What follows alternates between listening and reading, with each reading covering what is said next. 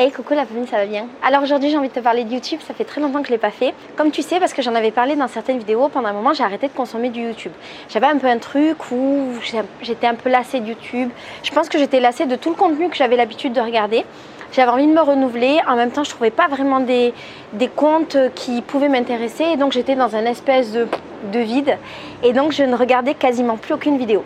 Là j'ai recommencé à regarder, ça fait peut-être 2-3 mois et j'aimerais bien te parler des chaînes que je regarde. Peut-être que tu les connais, peut-être que tu les connais pas. C'est des trucs qui sont totalement différents de tout ce que je regardais avant et qui sont différents de ce que moi je propose. Mais ça me fait du bien de les regarder, ne serait-ce que pour juste me décontracter et éventuellement passer à autre chose quand j'ai une journée qui était un peu fatigante.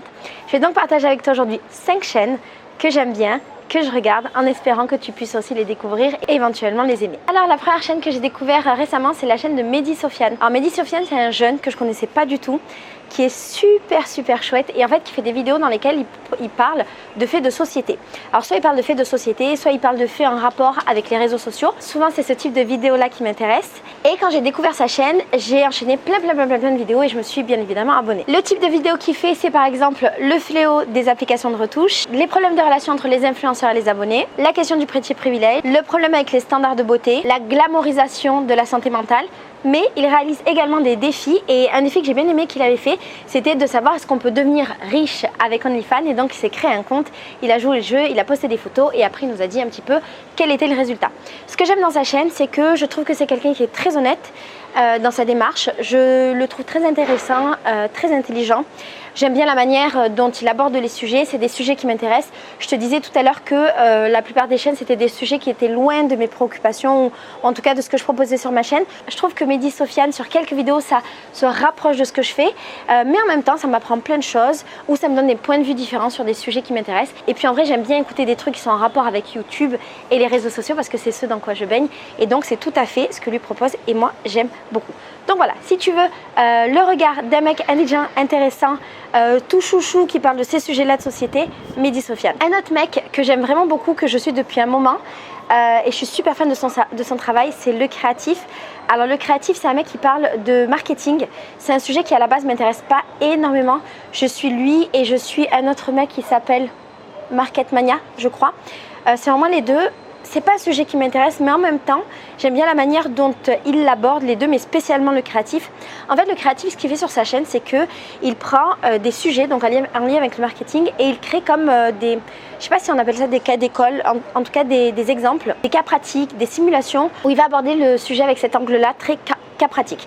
Du coup, comme c'est plus pratique que théorique, ça m'intéresse énormément, même s'il y a beaucoup de parties théoriques dans ses vidéos. Je me souviens de certaines vidéos que j'avais vues de lui que j'avais adoré, comme la vidéo qui s'appelle J'infiltre un système pyramidal. Donc il infiltre réellement un système pyramidal et en fait sa vidéo est tournée un petit peu comme un reportage finalement et j'ai trouvé ça hyper intéressant. Une vidéo sur Combini et comment créer un média d'infodivertissement et donc il nous montre toutes les étapes pour pouvoir créer un média et j'ai trouvé ça absolument génial parce que j'ai pas fait ce genre d'études pour pouvoir avoir accès à tout ça et là c'est comme si en fait j'avais un mec qui me prenait des années d'études et qui me les mettait de manière concrète pour m'apprendre des trucs. Je trouve ça trop cool. TikTok, comment créer une application pour les jeunes en manque d'attention et là pareil, il explique en fait tout le système TikTok et il explique comment on peut créer une application, bien entendu qu'on peut pas tous le faire, mais il explique voilà comment ça se fabrique. Plein d'autres vidéos avec des sujets très divers, mais en tout cas liés voilà, généralement avec cette question du marketing. Ce que j'aime énormément, c'est que c'est super bien monté, absolument bien monté, c'est ultra dynamique, c'est très drôle, c'est très intelligent. Généralement j'aime bien les sujets, c'est des sujets de société ou des trucs qui sont proches parce que voilà c'est des trucs qu'on rencontre dans les réseaux sociaux donc c'est très actuel et ça donne un accès à des personnes qui ne connaissent rien en marketing comme il est très pédagogue et qu'il explique très bien les choses et bah du coup voilà moi ça me permet d'apprendre des choses encore une fois sur des études par exemple ou des sujets que je n'ai pas abordés dans ma vie et du coup je trouve ça très riche. Rien à voir, on change de sujet, Sandrea. Alors Sandrea je sais qu'elle existe depuis toute la vie sur YouTube, elle fait partie des premières et j'avais jamais vraiment aimé ses vidéos ou du moins regardé ses vidéos parce que elle parlait beaucoup de maquillage et que c'était absolument pas mon domaine donc ça m'avait jamais intéressée. Mais il y a pas longtemps en fait il y a ma pote Anna qui est venue à la maison et qui suit toutes ses vidéos et notamment ses vlogs depuis qu'elle en fait et qui m'a parlé de Sandrea, qui m'a parlé de son parcours et qui m'a dit d'aller voir. J'ai été voir et effectivement j'aime bien ses vlogs et maintenant je les regarde.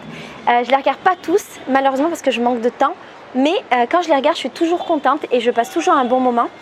Sandrea, c'est une femme qui a à peu près mon âge, qui vit aux États-Unis et déjà on a ce point commun d'être expatriée.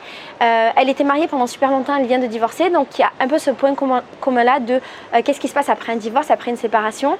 C'est une meuf qui est très intéressante, très intelligente, que je trouve ultra sincère et j'aime bien en fait le contenu sincère sur YouTube et donc je prends beaucoup de plaisir à regarder sa chaîne. J'ai l'impression de juste voir une humaine, une femme qui me montre son parcours et c'est absolument tout ce qui m'intéresse comme tu le sais. Et là pour le coup oui, ça se rapproche un peu de mes centres d'intérêt et donc c'est pour ça que j'aime beaucoup sa chaîne. Et donc si tu aimes ma chaîne, je pense que tu aimeras ses vlogs. Une chaîne YouTube que j'adore absolument, ça s'appelle Programme Court de Arte.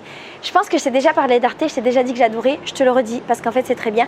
Programme Court, c'est une des chaînes d'Arte, Arte en a plein et c'est une chaîne avec des vidéos qui sont comme des programmes courts en fait. C'est une série de vidéos pendant des mini-séries en fait qui sont généralement des toutes petites vidéos qui durent pendant un temps.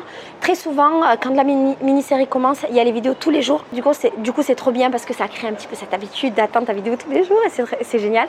J'ai regardé plein d'anciens programmes qu'il y avait sur Arte. Là j'en regarde des nouveaux. J'en ai regardé un qui s'appelait 18h30 qui était absolument magnifique, poétique, bizarre, très arté, très bien, et qui parlait en fait d'une relation d'amitié ou plus entre deux personnes qui travaillaient au même endroit et qui abordait plein de sujets différemment. C'était vraiment passionnant. En ce moment, j'en regarde une qui parle de l'Iran et des femmes en Iran. C'est super intéressant, c'est l'histoire de deux jeunes filles et dont une qui va partir vivre en France et donc on suit un petit peu ça, enfin j'en suis qu'au tout début mais de ce que j'ai compris. On va suivre tout son déménagement et tout le processus pour aller jusqu'en France et j'imagine qu'il va se passer plein de trucs, ça va être compliqué, peut-être qu'elle va tomber amoureuse entre temps, machin. C'est doux, c'est très sympa à regarder et moi ça m'apporte quelque chose parce que ça m'apprend la vie d'une jeune femme en Iran. Et donc c'est très intéressant, d'autant que j'aurais rêvé visiter ce pays. Il y avait une série que j'adorais qui s'appelait 50 nuances de grec, qui était trop marrant. En fait, c'était un dessin animé avec les personnages de l'Olympe et en Grèce, mais avec des problématiques de maintenant.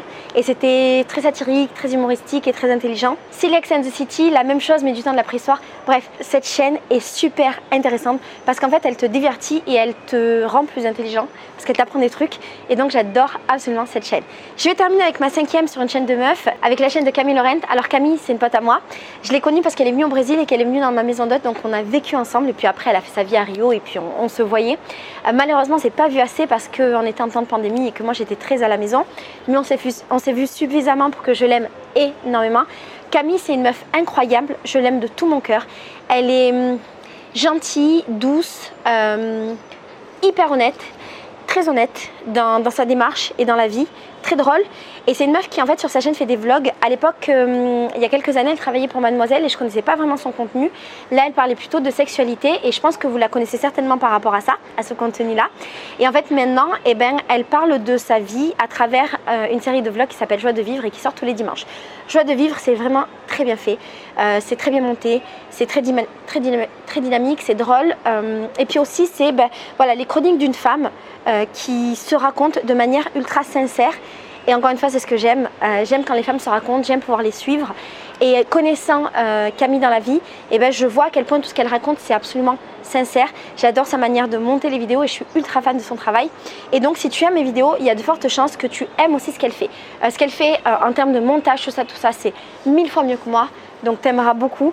Quand je me compare, je ne me permets pas du tout de me comparer à ça. Je me compare plutôt au fait de suivre une femme dans sa vie quotidienne et dans sa démarche.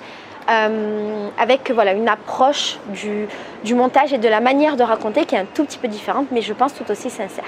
Voilà, c'en est fini pour les 5, je t'en montrerai 5 de plus bientôt.